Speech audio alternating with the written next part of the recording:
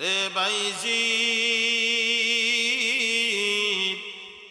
তুমি আমার কাছ থেকে তোমার জবাবটা নিয়ে যাও।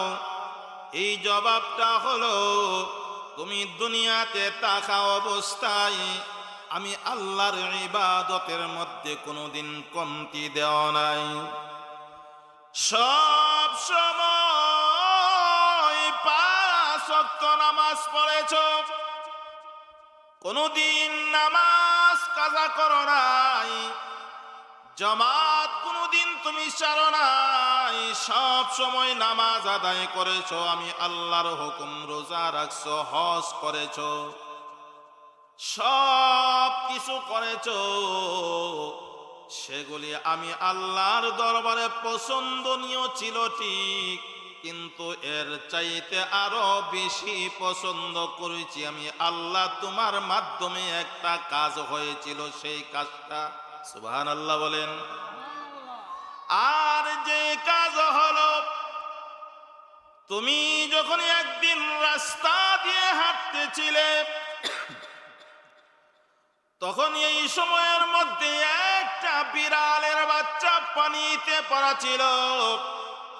তখন তুমি তোমার নিজের হাতে পানি থেকে উঠাইয়া এই বিড়ালের বাচ্চাটার শরীরের পানিগুলি তুমি নিজের হাতে মুছে পরিষ্কার করে বিড়ালটাকে তোমার নিজের কম্বলের নিচে রেখে সারা রাত্র পর্যন্ত বিড়ালটাকে তোমার সাথে ঘুমিয়ে রাখছিলা।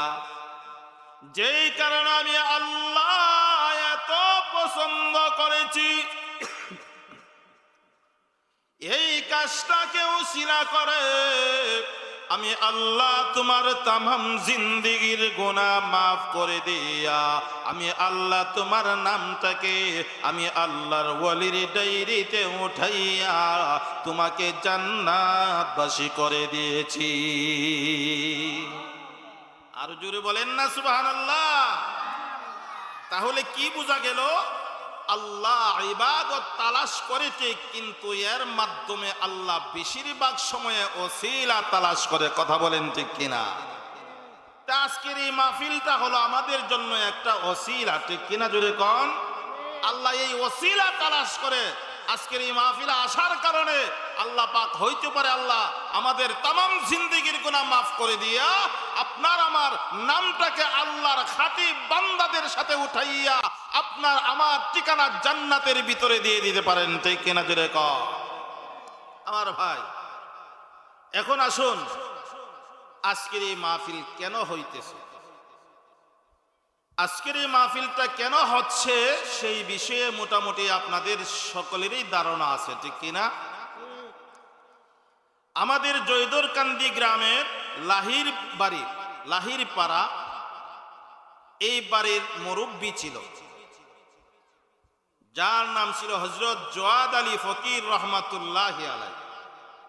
উনি দুনিয়াতে নাই, ঠিক না? এবং এই বাড়ির যত মুর্দেগান কবরে চলে গেছে, তাদের স্মরণে আজকের এই মাহফিলটা, ঠিক কিনা জোরে কন? একদিন তো তারাও আমাদের মতো দুনিয়াতে ছিল, কি বলেন আপনারা? আজকে ওনারা এই কবরের মধ্যে শুয়ে আছে, আমরাও তো একদিন এইভাবে কবরে শুয়ে থাকবো, ঠিক কিনা জোরে কন?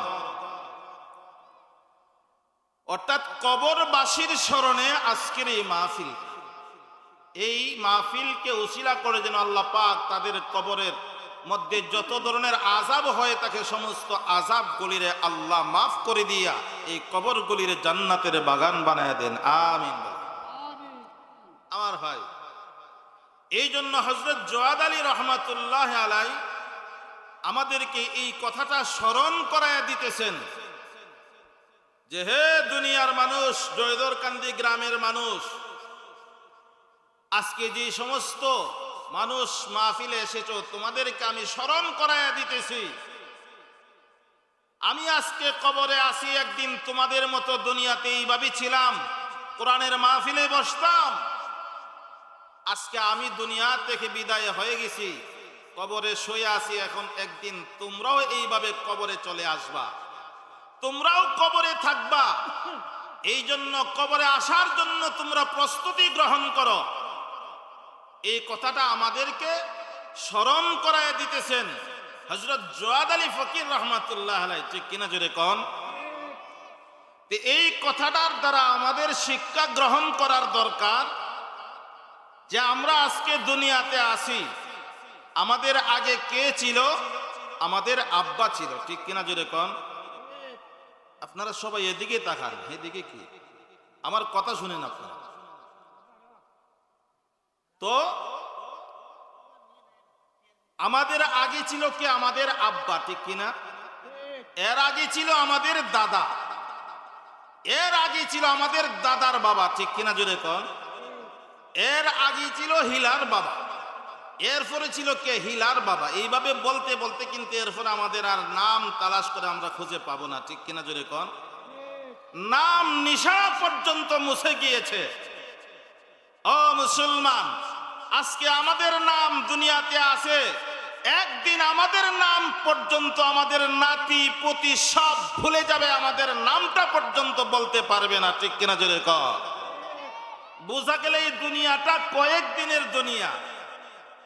আমরা একদিন দুনিয়াতে ছিলাম না, এখন বর্তমানে দুনিয়াতে আছি, আবার কিছুদিন পরে থাকবো না, চলে যাব, ঠিক কিনা জোরে কর? চলে যেতেই হবে। আর চলেই যে যাব, এই কথাটার উপরে কিন্তু আমাদের সকলের এই কথাটার উপরে ইয়াকিন আছে, বিশ্বাস আছে, ঠিক কিনা জোরে কর? আমাদের আল্লাহকে নিয়েও মতানৈক্য আছে, আমাদের নবীকে নিয়েও মতানৈক্য আছে, ঠিক কিনা জোরে কর? মুসলমানেরা এবং অন্যান্য জাতিরা আল্লাহকে নিয়ে একমত হতে পারে না, একমাত্র আমরা মুসলমানেরাই বলি এক আল্লাহ, ঠিক কিনা জোরে কোন? কিন্তু এই মরণটাকে নিয়ে মুসলমান বলেন, অমুসলিম বলেন, যত জাতি দুনিয়াতে আছে সবাই কিন্তু মানে এবং বিশ্বাস করে আমাদের মরণ সামনে আছে, ঠিক কিনা জোরে কোন? এই পৃথিবীতে যত ধরনেরই বাহাদুর থাকুক না কেন, শক্তিশালী পাওয়ারশীল ক্ষমতাবান লোক থাকুক না কেন, সবাই কিন্তু এই কথাটা বিশ্বাস করে আমার মরতেই হবে, মরণ একদিন আছে, ঠিক কিনা জোরে কর? আমার ভাইয়েরা, এই জন্য দুনিয়াতে মাত্র কয়েকদিনের জন্য এসেছি, আবার কিছুদিন পরে চলে যাব। জায়গাতে আসছি, এখন কোন জায়গাতে আবার যাব কোথায়, এই কথাটা আমাদের জানা থাকতে হবে, ঠিক কিনা? কিন্তু এই কথাটা তো আমরা কেউ জানি না, আমরা ছিলাম কোথায়, এখন আসি কোন জায়গাতে, এই কথাটা শুধু জানি। আবার যাব কোথায়, এই কথাটা জানি যে আমাদের মরণ হবে, এরপর আমরা কবরে যাব, এই কথাটাই জানি, ঠিক কিনা? আমার ভাই, আমরা ছিলাম জান্নাতে, আমাদের বাড়ি কোথায় ছিল? জান্নাতে আমাদের বাড়ি ছিল। জান্নাত থেকে আল্লাহ আমাদেরকে দুনিয়াতে পাঠাইছে সফর করার জন্য। সফর করার জন্য কেন পাঠাইছে? দুনিয়াতে পাঠাইছে জান্নাতের সামান অর্জন করার জন্য, জান্নাতের বাজার করার জন্য। সুবহানাল্লাহ বলেন। এখন আপনার আমার উদ্দেশ্য যদি থাকে আমাদের এই বাজারে যাব, বাজারে যাব ঠিক, কিন্তু কেন যাবেন? উদ্দেশ্য আছে না নাই? জোরে বলেন। উদ্দেশ্য আছে। উদ্দেশ্যটা কি? আপনার ফ্যামিলির জন্য বাজার করবেন, বিভিন্ন জিনিস ক্রয় করবেন, ঠিক কিনা? আবার বাজার থেকে আবার বাড়িতে চলে আসবেন। কিন্তু বাজারে কেন গেলেন এই কথাটা যদি না জানেন, তাহলে সারাদিন বাজারও ঘুরতে পারবেন, কিন্তু আপনার টার্গেট পূরণ হবে না, ঠিক কিনা জোরে কোন? ঠিক তেমনি ভাবে আল্লাহ আমাদেরকে জান্নাত থেকে দুনিয়াতে পাঠাইছেন জান্নাত ক্রয় করার জন্য। কিন্তু আসার পরে যদি আমরা এই টার্গেট যদি বলে যাই, দুনিয়াতে আসার পরে যেমনে মনে চাই এমনিই চললাম, স্বাধীন নিয়ে চললাম, মন চাহি জিন্দেগি চালাইলাম, রব চাহি জিন্দেগি চালাইলাম না, কিন্তু আমরা জান্নাতের দ্বারে কাছেও যেতে পারবো না, ঠিক কিনা জোরে কর? আমার ভাই, দুনিয়াতে আসার পরে বাবার আগে ছেলেও চলে যায়, দাদার আগেও নাতি চলে যায়, এমন আছে না নাই? আসার সিরিয়াল আছে, যাওয়ার কোনো সিরিয়াল নাই, ঠিক কিনা জোরে কন? এই জন্য আল্লাহ রাব্বুল আলামিন বলেন, আমি তোমাদেরকে যেই জায়গাতে সৃষ্টি করেছি আবার ওই জায়গাতেই তোমাদেরকে দাফন করব, আবার এই জায়গা থেকেই তোমাদেরকে আবার আমি আল্লাহ উঠাইব। সুবহানাল্লাহ জোরে বলেন। প্রত্যেকটা মানুষ, আমি আপনাদের খেদমতে যে আয়াত তিলাওয়াত করেছি, আমরা সবাই জানি মানুষ যখন মৃত্যুবরণ করে কবরের মধ্যে রাখা হয়, তখন আমরা একটা দোয়া পড়ি। দোয়া পড়িনি? কি দোয়া? মিনহা খালাকনাকুম ওয়া মিনহা নুখরিজুকুম। এই দোয়াটা আমরা পড়িনি? কিন্তু এই দোয়াটা কেন পড়ি, এই কারণটা আমরা কেউ বলতে পারি? কেউ বলতে পারি না। এই দোয়াটা এই জন্যই পড়তেছি, আল্লাহ রাব্বুল আলামিন আমাদেরকে যেইখানে আমাদেরকে দাফন করা হইতেছে, অর্থাৎ কবরে রাখা হইতেছে, এই জায়গার মাটি থেকে আল্লাহ আপনাকে আমাকে সৃষ্টি করেছেন। সুবহানাল্লাহ বলেন।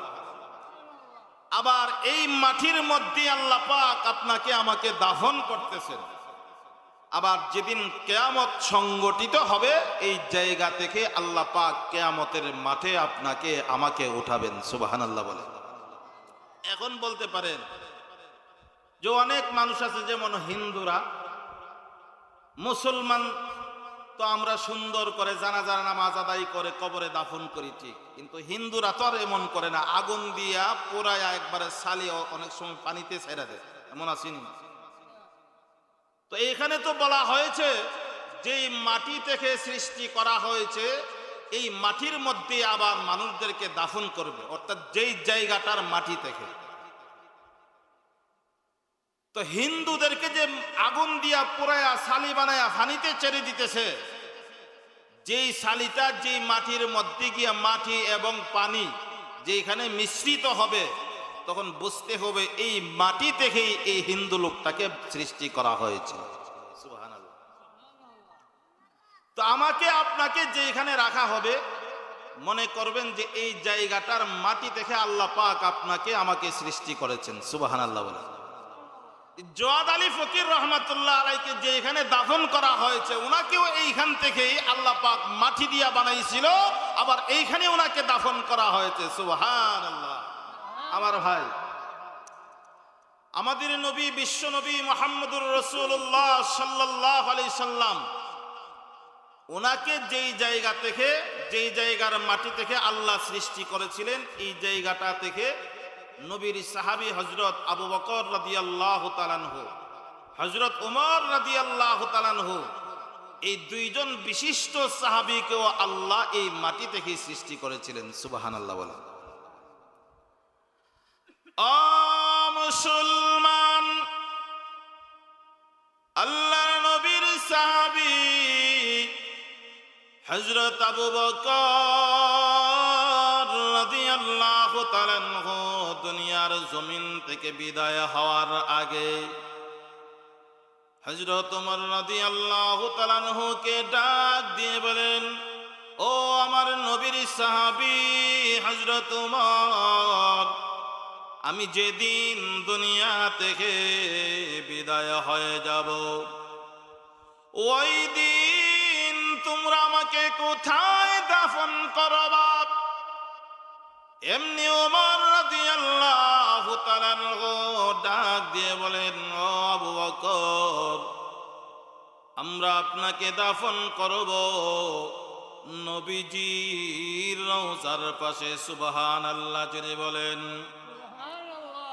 এমনি আবু বকর ডাক দিয়ে বলেন, রে ওমর, আমাকে যে নবীজির রওজার পাশে দাফন করবা, আগে নবীর কাছ থেকে অনুমতি নিবা। অনুমতি ছাড়া নবীর পাশে আমার কবর খনন করবা না। তখন ওমর রাদিয়াল্লাহু তাআলা আনহু ডাক দিয়ে বলেন, রে আবু বকর, নবীজি তো দুনিয়া থেকে বিদায় হয়ে গেছে, আমরা কেমনে অনুমতি আনব? এমনি আবু বকর ডাক দিয়ে বলেন, আমি যেদিন দুনিয়া থেকে বিদায় হয়ে যাব, ওই দিন আমার লাশটাকে কাফন পরাইয়া নবীজির রওজার পাশে রাখবা।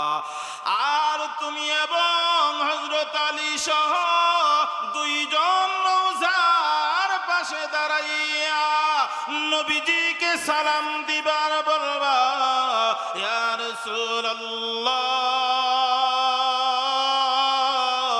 ও নবীজি। আবু বকর বলে গিয়েছিল আপনার পাশে দাফন করার জন্যে, বলেছিল আপনাকে সালাম দিয়া আপনার কাছ থেকে অনুমতি নেওয়ার জন্যে। আপনি যদি আমাদেরকে অনুমতি দেন তাহলে আবু বকরকে এইখানে দাফন করার জন্যে, আর যদি অনুমতি না দেন তাহলে আমরা যেন অন্য জায়গাতে দাফন করি। এমনি আবু বকর ডাক দিয়ে বলেন, রে ওমর,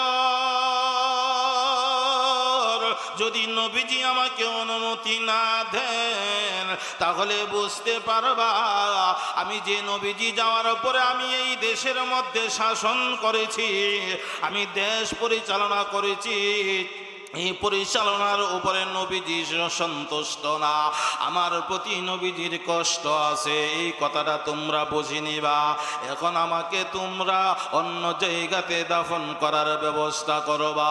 এই কথা বলার পরে কিছুদিন পরে যখন নবীজি দুনিয়া থেকে বিদায় হয়ে গেছে, বিদায় হওয়ার পরে ওই আবু বকর রাদিয়াল্লাহু তাআলা আনহু যেইভাবে বলে গিয়েছিল এইভাবে লাশ গোসল করাইয়া কাফন পরিধান করাইয়া ওই রওজার পাশে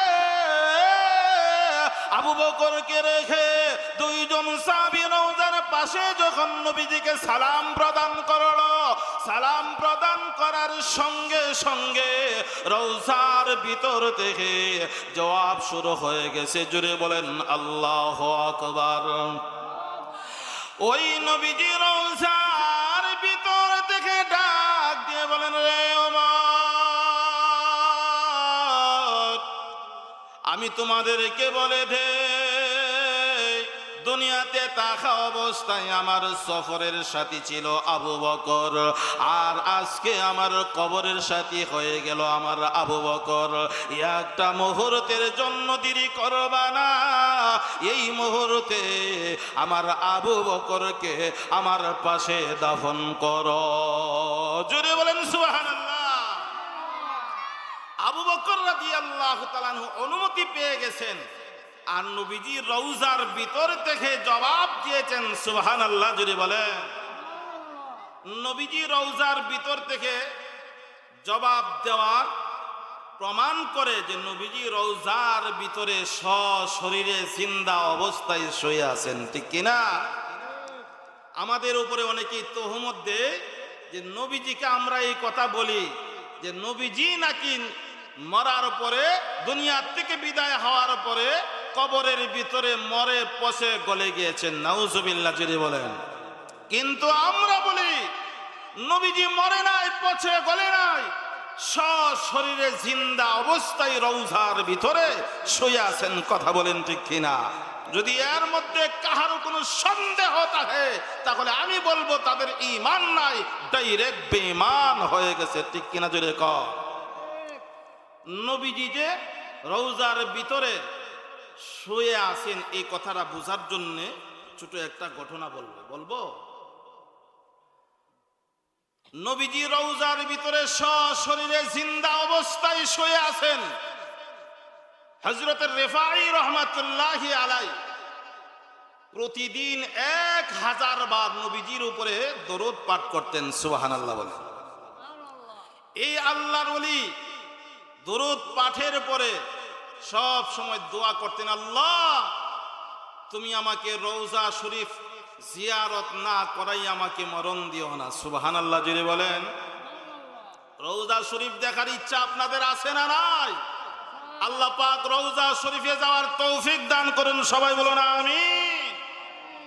আমার ভাই এইভাবে প্রতিদিন দোয়া করে, দোয়া করার পরে আল্লাহ পাক এই আল্লাহর ওয়ালির দোয়াটাকে কবুল করে নিলেন। সুবহানাল্লাহ জোরে বলেন।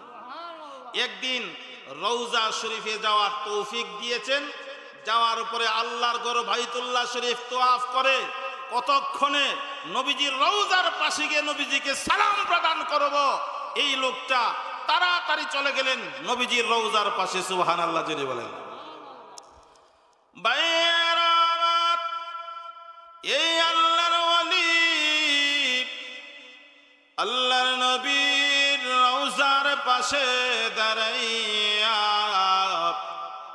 চোখের পানিগুলি ছেড়ে দিয়া আল্লাহর দরবারে কান্দে আর বলে, আল্লাহ, বহুদিনের তামান্না ছিল, বহুদিনের আকাঙ্ক্ষা ছিল তোমার নবীর রওজার পাশে দাঁড়াইব, একটা সালাম দিব। আমি এইখানে দাঁড়াইয়া সালাম দিব, আমার এই সালামের জবাবটা যদি না পাই তাহলে আমি কেমনে শান্তি পাব, আমার কলিজাকে কেমনে ঠান্ডা করব। আল্লাহ, এখন আমি বলবো,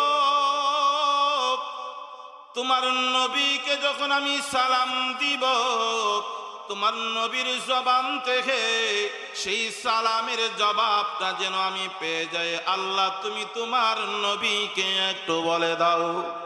সুবহানাল্লাহ বলেন।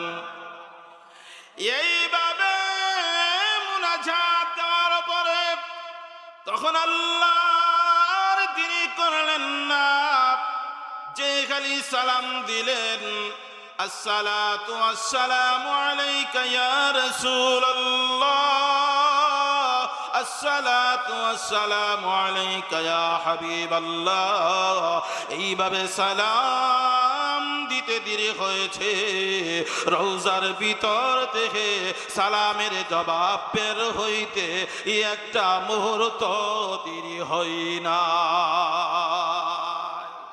সুবহানাল্লাহ জোরে বলেন না। একটু জিকির করেন, লা ইলাহা ইল্লাল্লাহ।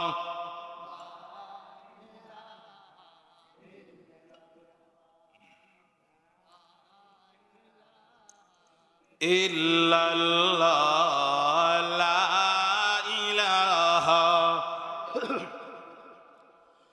লা ইলাহা ইল্লাল্লাহ, লা ইলাহা ইল্লাল্লাহ, লা ইলাহা, লা ইলাহা।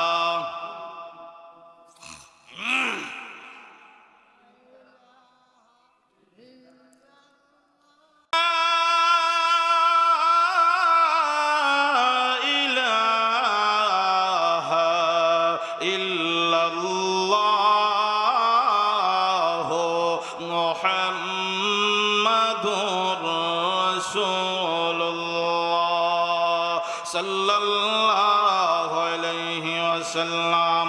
ভাই মুসলমান বলতেছিলাম, এই আল্লাহর ওয়ালি যখন নবীজির জবান থেকে সালামের জবাবটা পেয়েছে, নবীজির কণ্ঠ শোনার পরে এই আল্লাহর ওয়ালি, এই আশিকের রাসূল আর সহ্য করতে পারলেন না। এমনি আহকামুল হাকিমিন আল্লাহ রাব্বুল আলামিনকে ডাক দিয়ে বলেন, ওগো আল্লাহ, তোমার নবীর কণ্ঠে যদি এত মায়া হয়, তোমার নবীর কণ্ঠে যদি এত মধু হয়, আল্লাহ তোমার নবীকে যেন দেখতে না কত সুন্দর লাগে, আল্লাহ রওজা শরীফের মাটি পাঠাইয়া আমাকে দেখার একটা ব্যবস্থা করে দাও।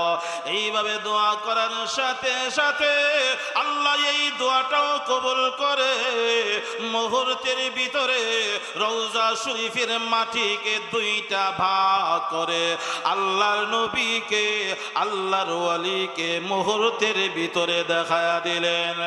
এমনি তাকায়া দেখেন নবীজি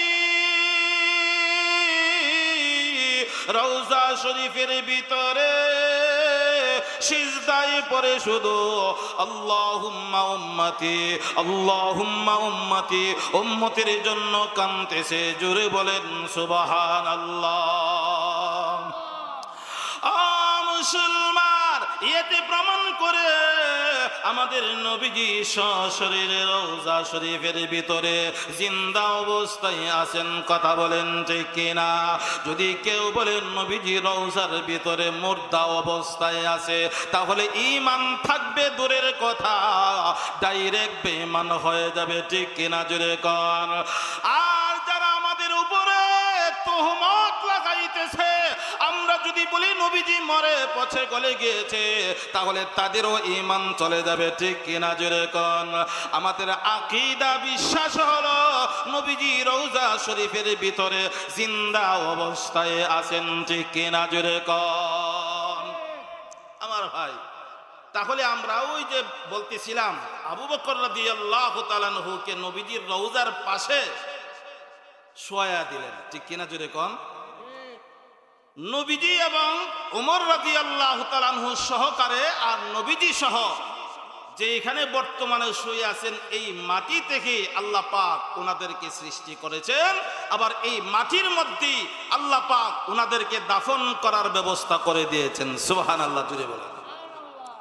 কিছুদিন পরে ওমর রাদিয়াল্লাহু তাআলা আনহু আবু বকর দুনিয়া থেকে চলে যাওয়ার পরে ওমর রাদিয়াল্লাহু তাআলা আনহু যখন খলিফা হলেন, অর্ধ পৃথিবীর মালিক আল্লাহ বানায়া দিলেন, তখনই একদিন ওনার ছেলে আব্দুল্লাহ ইবনে ওমর রাদিয়াল্লাহু তাআলা আনহুকে বলতেছেন, তুমি যাও আয়েশা রাদিয়াল্লাহু তাআলা আনহার কাছে নবীজির পাশে আরেকটা কবর দেওয়ার জায়গা বাকি আছে, ওই কবরটার জায়গাটার জন্য আয়েশা রাদিয়াল্লাহু তাআলা আনহার কাছে গিয়ে বলো যে আমার আব্বা ওমর পাঠাইছে আপনার কাছে, আমার আব্বা যখন দুনিয়ার থেকে বিদায় হবে তখন এই জায়গাটা আমার আব্বাকে দান করে দিতেন, আর আমার আব্বাকে এই জায়গার মধ্যে দাফন করার জন্য। সুবহানাল্লাহ বলেন।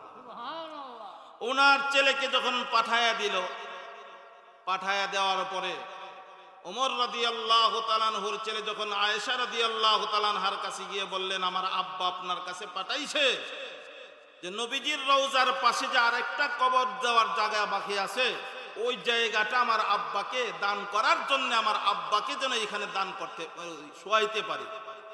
তখন আয়েশা বলতেছে, হে ওমরের ছেলে শোনো, দুনিয়ার মধ্যে বহু সম্পদ আছে, দামি দামি সম্পদ থাকতে পারে, কিন্তু সবচাইতে দামি জায়গাটা হলো আমার এই জায়গাটা। নবীজির পাশে যে শুইবে এই জায়গাটাই হবে জান্নাতি, আর যে শুবে তাও হবে জান্নাতি। এই জায়গাটা আমি তোমার আব্বাকে দান করে দিব না, সেটা কোনোদিন হতে পারে না। সুবহানাল্লাহ। আর ওইদিকে ওমর রাদিয়াল্লাহু তাআলা আনহু ওনার ছেলেকে পাঠায় আবার চিন্তায় পড়ে গেছেন যে আমি যে পাঠাইলাম আমার ছেলেকে আয়েশা রাদিয়াল্লাহু তাআলা আনহার কাছে, আল্লাহ যদি কিয়ামতের মাঠে আমাকে ধরে ফেলে যে তোমাকে ক্ষমতা দিয়েছিলাম, তুমি সেই ক্ষমতা পাইয়া তুমি ক্ষমতার বলে তুমি এই জায়গাটা আয়েশার কাছ থেকে দখল করে নিয়েছো, তখন আমি কি জবাব দিব? সাথে সাথে আরেকজন লোক পাঠাইলেন ওনার ছেলেকে ফেরত আনার জন্য। কিন্তু ফাটাইলে কোন কাজ হবে? আগে তো চলে গিয়েছেন। ঠিক কিনা? ওমরের ছেলে যখন চলে আসলো, আয়েশা রাদিয়াল্লাহু তাআলা আনহা এই জায়গার অনুমতি দিল না। আয়েশা রাদিয়াল্লাহু তাআলা আনহার কাছ থেকেও ওমরের ছেলে চলে আসলো। এমন সময়ের মধ্যে আয়েশার অন্তরের মধ্যেও একটা ধাক্কা দিল যে আমি যে পাঠাইয়া দিলাম, কিয়ামতের মাঠে যদি নবীজি জিজ্ঞেস করে, হে আয়েশা, তুমি না ছিলে উম্মাতুল মুসলিমিন, সকল মুসলমানদের মা, সন্তান হয়ে তুমি মায়ের কাছে একটা জায়গা চেয়েছিল, তুমি জায়গাটা তুমি দিলা না, এই কথা যদি নবীজি আমাকে জিজ্ঞেস করে তখন আমি কি জবাব দিব? সুবহানাল্লাহ। যদি বলেন মুসলমান, এই কথা চিন্তা করে উম্মাহাতুল মুসলিমিন হযরত আয়েশা সিদ্দিকা রাদিয়াল্লাহু তাআলা আনহা একজন লোক দৌড়াইয়া ওমরের ছেলেকে আনার জন্য পাঠায়া দিল। এমনি এই লোকটা দৌড়াইয়া ওমর রাদিয়াল্লাহু তাআলা আনহুর ছেলেকে বলল, তোমাকে বলেছে হযরত আয়েশা রাদিয়াল্লাহু তাআলা আনহা যাওয়ার জন্যে। আবার যখন ফেরত গেল, যাওয়ার পর আয়েশা রাদিয়াল্লাহু তাআলা আনহা সাথে সাথে অনুমতি দিয়ে দিল, যাও আমি তোমার আব্বার জন্যে রওজার পাশে যেই জায়গাটা আছে এই জায়গাটা ওয়াকফ করে দিয়েছি। সুবহানাল্লাহ জোরে বলেন। আয়েশা রাদিয়াল্লাহু তাআলা আনহা যখন অনুমতি দিয়ে দিল, দেওয়ার কিছুদিন পরে যখন ওমর রাদিয়াল্লাহু তাআলা আনহু ওই মসজিদে নববীর মধ্যে নামাজ পড়াইতেছেন, ইমামতি করতেছেন, এমন সময় একজন ঘাতক এসেছে, অর্থাৎ অমুসলিম কাফের মুসলমান সেজে পাঞ্জাবি টুপি পরে ভিতরের মধ্যে একটা ছড়িয়ে রাখছে ওমর রাদিয়াল্লাহু তাআলা আনহুকে শহীদ করার জন্য। নাউজুবিল্লাহ জোরে বলেন। কারণ বর্তমান জমানাতেও যারা চুরি করে বাটফারি করে ভালো মানুষের লেবাস ধরে, ঠিক কিনা জোরে কন? দেখবেন কিছু কিছু লোক আছে চোর বাটফার, মাথার মধ্যে টুপি লাগায়, পাঞ্জাবি লাগায়, ঠিক কিনা জোরে কন? ঠিক তেমনি ভাবে একজন কাফের পাঞ্জাবি লাগায় সাহাবায়ে কেরামের বেশ ধরে সরাসরি হযরত ওমর রাদিয়াল্লাহু তাআলা আনহু যেখানে দাঁড়ায়া ইমামতি করে ঠিক পিছনে দাঁড়াইছে। কারণ উদ্দেশ্যটা ভালো না খারাপ? খারাপ। পাঞ্জাবির ভিতরে ছড়ি আছে, ছড়ি। ওমর রাদিয়াল্লাহু তাআলা আনহু যখন নামাজের ইমামতির মধ্যে দাঁড়াইলেন, দাঁড়ানোর পরে এই বেঈমান ঘাতক পাঞ্জাবির পিছন থেকে, পাঞ্জাবির ভিতর থেকে ছড়িটা বের করে ওমরের পিছন দিক দিয়ে যখন ঢুকায়া দেওয়া হলো, সামনের দিক দিয়ে বের হয়ে গেল। নাউজুবিল্লাহ জোরে বলেন। ওমর রাদিয়াল্লাহু তাআলা আনহুর এই অবস্থাটা হওয়ার পরে মুসলমান কিন্তু নামাজ ছাড়লেন না। পিছনে ছিল নবীজির আরেকজন সাহাবী হযরত আব্দুর রহমান ইবনে আওফ রাদিয়াল্লাহু তাআলা আনহু। ওই আব্দুর রহমান ইবনে আওফ রাদিয়াল্লাহু তাআলা আনহুকে পিছন থেকে টান দিয়ে ওই সামনে ইমামতির জায়গার মধ্যে দাঁড় করায়া দিলেন। ওমর রাদিয়াল্লাহু তাআলা আনহু এর পরে নামাজকে কত গুরুত্ব দিয়েছে, নামাজ ছাড়তে দিলেন না। এই অবস্থার মধ্যে ওমর রাদিয়াল্লাহু তাআলা আনহু ঘোরাঘুরি করতেছেন, কিন্তু এই সময়ের মধ্যে ঘাতক কিন্তু বের হতে পারলেন না। আরে মুসলমান, ওমর রাদিয়াল্লাহু তাআলা আনহু এইভাবে নামাজরত অবস্থায় গড়াগড়ি করতেছে করতেছে। এমন সময় কিছুক্ষণ পরে ওমর রাদিয়াল্লাহু তাআলা আনহু দুনিয়ার জমিন থেকে বিদায় হয়ে গেছে। দুনিয়ার জমিন থেকে বিদায় হওয়ার পরে ওই ওমর রাদিয়াল্লাহু তাআলা আনহুকে যেই লোকটা হত্যা করেছিল, এই লোকটা মসজিদ থেকে আর বের হতে পারলেন না। ভাইয়েরা আমার, আমাদের দেশে যদি এই অবস্থাটা হতো তাহলে এই লোকটার কেমন হতো? আমরা কিন্তু 12টা বাজায় দিতাম। কথা বলেন ঠিক কিনা? জোরে বলেন। কিন্তু না না, আমাদের নবী সাহাবায়ে কেরামদের কেমন আদর্শ বানায়া দিয়ে গেছে। নামাজের পরে যখন এই ঘাতককে আটকাইলেন, আটকানোর পরে জিজ্ঞেস করলো, তুমি কেন তাকে হত্যা করলা? এই ঘাতক জবাব দিয়েছে, আমাকে কাফের বেঈমানের পক্ষ থেকে কয়েকজন পাঠাইছে তাকে হত্যা করার জন্য, আমি টাকার বিনিময়ে এসেছি। ও মুসলমান, কিন্তু আমি সংক্ষিপ্ত বলতেছি, সময় কম। এই ঘাতককে সাহাবায়ে কেরাম পর্যন্ত নবীজির আদর্শ পাওয়ার কারণে, নবীজির শিক্ষা পাওয়ার কারণে প্রতিশোধ নিলেন না। প্রতিশোধ না নিয়া মুহূর্তের ভিতরে ঘাতককে মাফ করে দিলেন। আর এই ঘাতক মাফ পাইয়া ওই ঘাতক মনে মনে ভাবতেছে, আরে মুসলমানদেরকে নবীজি কি শিক্ষা দিয়ে গেছেন? আমি এত বড় অন্যায় করেছি, জুলুম করেছি, এর উপরও তারা আমাকে কিছু করলেন না, মাফ করে দিলেন। আমার বিশ্বাস হয়ে গেছে, আমার আর ইয়াকিন হয়ে গেছে মুহাম্মদুর রাসূলুল্লাহ সাল্লাল্লাহু আলাইহি সাল্লাম যেই শিক্ষা দিয়ে গেছেন, যেই দ্বীনের দাওয়াত দিয়ে গেছেন, যেই কোরআনের কথা বলে গিয়েছেন, যেই ইসলামের কথা বলে গিয়েছেন, সেই ধর্মের কথা বলে গিয়েছেন, সেই ধর্মটাই হলো আসল ধর্ম, সত্য ধর্ম। এমনি এই গাতকারগিরি করলেন না, সাথে সাথে কালিমা পড়ে মুসলমান হয়ে গেলেন। জোরে বলেন সুবহানাল্লাহ, আরো জোরে বলেন না সুবহানাল্লাহ। কিন্তু এমন সময় ওমর রাদিয়াল্লাহু তাআলা আনহু তো দুনিয়া থেকে চলেই গেলেন। চলে যাওয়ার পরে ওই যে ওমর রাদিয়াল্লাহু তাআলা আনহু নবীজির রওজার পাশে যে জায়গাটার অনুমতি চেয়েছিল, আর আয়েশা রাদিয়াল্লাহু তাআলা আনহা এই জায়গার অনুমতি দিয়ে দিছে, তখন এমন সময় অন্যান্য সাহাবায়ে কেরাম ওমর রাদিয়াল্লাহু তাআলা আনহুকে আবার রওজার পাশে নিয়ে দাঁড়াইলেন। দাঁড়ানোর উপরে আবার নবীজির কাছে অনুমতি চাইলেন। সুবহানাল্লাহ বলেন। আবু বকরের জন্য যেইভাবে অনুমতি চেয়েছিল, ঠিক তেমনি ভাবে ওমরের জন্য এইভাবে অনুমতি চাইছে। চাওয়ার পরে নবীজি রওজার ভিতর থেকে সাথে সাথে অনুমতি দিয়ে দিলেন। সুবহানাল্লাহ। আমার ভাইয়েরা, তাহলে বোঝা গেল যে নবীজি দুনিয়াতে থাকা অবস্থায় এই কথাটা বলে গিয়েছিল যে আমাকে এবং আবু বকরকে আর হযরত উমরকে, আমরা তিনজনকে এক জায়গা থেকে এবং এক মাটি থেকে আল্লাহ পাক সৃষ্টি করেছেন। সুবহানাল্লাহ যদি বলেন। নবীজি যেই কথাটা বলেছেন সেই কথা অনুযায়ী আবু বকর, হযরত উমর দুইজনকে এই মাটির মধ্যেই দাফন করা হয়েছে। কথা বলেন ঠিক কিনা? আমার ভাইয়েরা, এই জন্য আমাদেরকে আল্লাহ পাক যেই জায়গা থেকে আমাদেরকে সৃষ্টি করেছেন, আবার এই জায়গার মধ্যে আল্লাহ পাক আমাকে আপনাকে কবরের মধ্যে শোয়া দিবেন। এই জায়গাটার মধ্যে আপনার আমার কবর খনন করা হবে। ঠিক কিনা জোরে কর।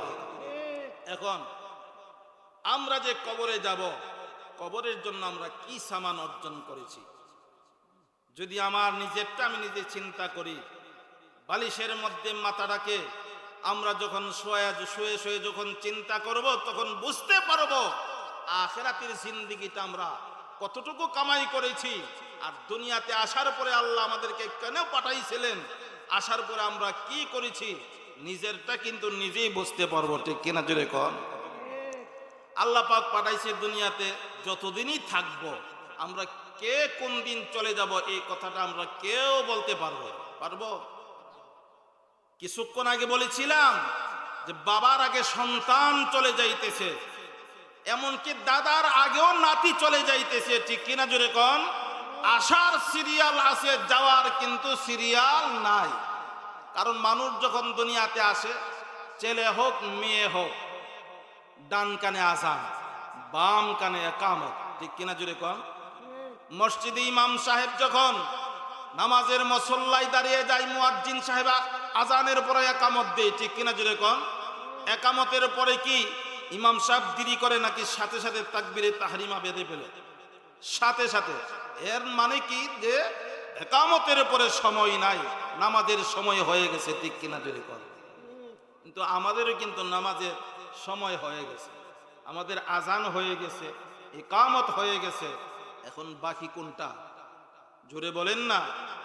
আমাদের সামনে এখন নামাজ, আমাদের নামাজ কোন সময় দাঁড়িয়ে যা কেউ আমরা বলতে পারবো না। ঠিক কিনা জোরে কোন? এর আগে আগে আমাদের প্রস্তুতি গ্রহণ করতে হবে, আমাদের প্রস্তুতি নেওয়ার দরকার। ও মুসলমান, দুনিয়াটা রং তামাশার জায়গা না। দুনিয়াতে এসেছি আল্লাহর হুকুম মানার জন্যে, নবীর তরিকা মানার জন্যে। এইভাবে যদি আমার আপনার জীবন পরিচালনা করতে পারি, তাহলে আমরা জান্নাতের সামান অর্জন করতে পারবো। ঠিক কিনা জোরে কর? কবরে যাওয়ার পরে যদি আপনার আমল নামা যদি ভালো থাকে, তাহলে আপনার কবরটা আমার কবরটা শান্তির কবর হবে। যেই কবরের মধ্যে আল্লাহ পাক ফেরেশতাদেরকে বলবে, ও আমার ফেরেশতারা, আমার এই ঈমানওয়ালা ব্যক্তির কবরের মধ্যে তোমরা জান্নাতি বিছানা বিছায়া দাও, জান্নাতি লাট সেটিং করে দাও, যেইখানের মধ্যে আমার বান্দার যেন কোনো কষ্ট না হয়। আল্লাহ ফেরেশতাদেরকে হুকুম দিবে। আর যদি আপনার আমার ঈমান ভালো না থাকে, আমল নামার মধ্যে যদি কোনো কিছু না থাকে, কবরের মধ্যে যাওয়ার পরে আমাদের শাস্তি শুরু হয়ে যাবে। যেদিন আপনার পাশে আমার পাশে কেউ থাকবে না, সারাদিন চিল্লাইতে পারবেন এমন ফেরেশতা দিবে, যে ফেরেশতা আপনি সারাদিন চিল্লাইতে পারবেন, ফেরেশতা কিন্তু শুনবে না। কারণ হাটকাল মানুষের সামনে আপনি সারাদিন যদি কোনো কিছু করেন, হ্যাঁ শুনতো না, ঠিক কিনা জোরে কন। এই জন্য আল্লাহ তাআলা কবরের মধ্যে শোয়ানোর সাথে সাথে আপনার শাস্তি শুরু করে দিবেন। এটা হলো প্রথম গাঁঠি। প্রথম গাঁঠির মধ্যে যদি আমরা আটকে যাই, তাহলে আমাদের অবস্থা খুব খারাপ হয়ে যাবে। এরপরে হবে আমাদের মিজান। মিজানের মধ্যে যদি আটকে যাই, ফুলসিরাত খারাপ হয়ে যাবে। ফুলসিরাতের মধ্যে আমরা কোটি কোটি টুকরা হয়ে আমরা আগুনের মধ্যে পড়ব। আর এই ফুলসিরাত যদি পার হতে পারি, তাহলে আপনার ঠিকানা হবে জান্নাত। আর যদি পার না হতে পারি, আপনার আমার ঠিকানা হবে জাহান্নামের কঠিন আগুন, ঠিক কিনা? এই জন্য কবরে যাওয়ার আগে আগে আমরা কবরের শাস্তি থেকে বাঁচার জন্যে, জাহান্নামের ভয়াবহ আযাব থেকে বাঁচার জন্যে আমরা আল্লাহর কাছে দোয়া করব এবং আমরা প্রস্তুতি গ্রহণ করব এবং আল্লাহ তাআলার কাছে আমরা সব সময় এই কথাটা বলবো, আল্লাহ দুনিয়াতে যতদিন থাকবো, যতদিন চলবো, আল্লাহ তুমি তোমার ঈমানের উপরে অটল থাকার তৌফিক দান করিও এবং তোমার হুকুম মানার তৌফিক দান করিও, নবীর তরিকা মানার তৌফিক দান করিও। আমরা এই তিনটা দোয়া করব। রাজি আছি তো ইনশাআল্লাহ? যদি আমরা এইভাবে চলতে পারি আর এইভাবে দোয়া করতে পারি, তাহলে আল্লাহ পাক যে আমাদেরকে জান্নাত থেকে দুনিয়াতে পাঠাইছেন, এখন দুনিয়ার মধ্যে আসার পরে আল্লাহ কেন পাঠাইছেন? জান্নাত অর্জন করার জন্যে, সামান অর্জন করার জন্যে। তখন আমরা জান্নাতের সামান অর্জন করতে পারবো। আর এই সামান যখন আমাদের সাথে থাকবে, তখন কবরের মধ্যে যাওয়ার পরে আল্লাহ পাক আমাদেরকে সাথে সাথে এই প্রথম গাঁঠির মধ্যে আল্লাহ পাক আমাদেরকে মাফ করে দিয়া জান্নাতি বিছানা আমাদেরকে বিছায়া দিবেন। জোরে বলেন সুবহানাল্লাহ। এই জন্য আমার ভাই, সময় আমার শেষ। আমি শেষ কথাটা, এই কথাটাই আমি বলতে চাই। আজকে যাদের স্মরণে এই মাহফিলটা হইতেছে, হযরত জওয়াদ আলী ফকির রহমাতুল্লাহ আলাই এবং এই লাহির পাড়ার যত মানুষ, মুর্দেগান, পুরুষ মহিলা কবরে চলে গেছে, তাদের মাগফিরাতের কামনায় আজকের এই মাহফিলটা, ঠিক না? আজকের এই সওয়াব তাদের কবরের মধ্যে সদকায়ে জারিয়া হিসাবে যাবেন। কথা বলেন ঠিক কিনা? তো এই জন্য আমি বলবো, আমরাও যখন একদিন এইভাবে কবরে চলে যাব, আমরা যদি দুনিয়ার মধ্যে যতদিন থাকবো ততদিন পর্যন্ত যদি আমরা আমাদের সন্তানগুলিরে নেককার সন্তান বানায় যাইতে পারি, এই সন্তানগুলিও আমরা দুনিয়ার থেকে বিদায় হইলে আমাদের জন্য এরকমভাবে সদকা জারিয়া হিসেবে যেন পৌঁছে যায়। এরকম সুন্দর সুন্দর কাজ করবেন, আমাদের জন্য এরকম মাহফিল উপহার দিবেন, আমাদের জন্য আল্লাহর রাস্তায় দান করবেন, গরিব মিসকিন এতিমদেরকে খাবার দিবেন। আর এই কাজগুলি প্রত্যেকটা কাজ আল্লাহ আপনার কবরের মধ্যে হাদিয়া বানাইয়া পৌঁছায় দিবেন। এরপরে যদি কোনো ধরনের আযাব হয়ে থাকে, এই কাজের কারণে, এই হাদিয়ার কারণে আল্লাহ পাক আপনার আমার কবরটারে সাথে সাথে এই আযাব বন্ধ করে দিয়া জান্নাতুল ফিরদাউস বানায়া দিবেন। সুবহানাল্লাহ। এই জন্য আমরা এখন থেকে ওয়াদা করব যে এই গ্রামের মধ্যে যত ধরনের মাজার আছে, যত ধরনের ওরস আছে, প্রত্যেকটা ওরসকে গান বাজনা এগুলি বন্ধ করে আমরা তাদের রূহের মাগফিরাত কামনায় এরকম কোরআনের আয়োজন করব, কোরআনের মজমা করব। আমরা সবাই রাজি আছি তো ইনশাআল্লাহ?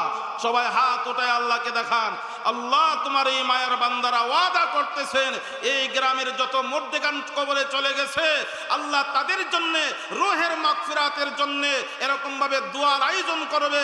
আল্লাহ আমাদের সকলকে তৌফিক দান করুন। সবাই বলুন আমিন। আরো জোরে বলুন আমিন। আমার ভাইরা, এই জন্য আমি বলবো, দুনিয়াতে আসার পরে আমরা যারা আল্লাহর হুকুম থেকে দূরে চলে গিয়েছিলাম, নবীর তরিকা থেকে দূরে চলে গিয়েছিলাম, আমরা আজ থেকে তওবা করব। আমরা আল্লাহর দরবারে তওবা করব। তওবা করার সাথে সাথে আল্লাহ পাক আমাদেরকে সকল গুনাহ মাফ করে দিবেন। সুবহানাল্লাহ জোরে বলেন। এই জন্য আল্লাহ পাক আমাদের সকলকে সমস্ত গুনাহ থেকে তওবা করার তৌফিক দান করুন। সবাই বলুন আমিন। ওয়া আখিরি দাওয়ানা আনিল হামদুলিল্লাহি রাব্বিল আলামিন। আসসালামু আলাইকুম ওয়া রাহমাতুল্লাহ।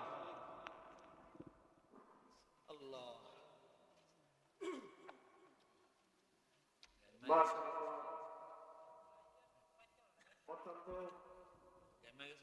গুরুত্বপূর্ণ মূল্যবান তাকরীর পেশ করতেছিলেন আমাদের জয়কান্দি গ্রামের কৃতি সন্তান